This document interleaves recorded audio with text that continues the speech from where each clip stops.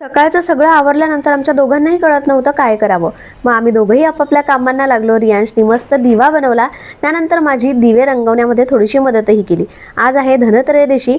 मस्त अशी रांगोळी काढली आणि बाहेरचा एंट्रन्सही थोडासा डेकोरेट करून घेतला, म्हणजे सण आहे असं वाटतं.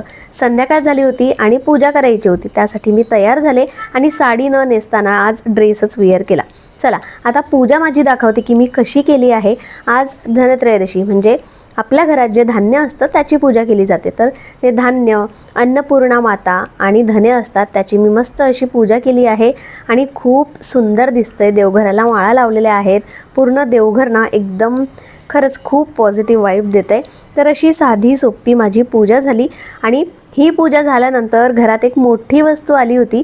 म्हटलं चला आजच्या शुभ दिवशी ही मोठी वस्तू आपल्या घरी आली आहे तर त्याची पण पूजा करून घेतली, म्हणजे हळदी कुंकू लावून त्याचंही घरात स्वागत केलं.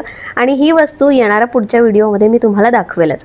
आता काही ब्रेड शिल्लक राहिले होते, त्याचा हा जुगाड ना मी नेहमीच करत असते.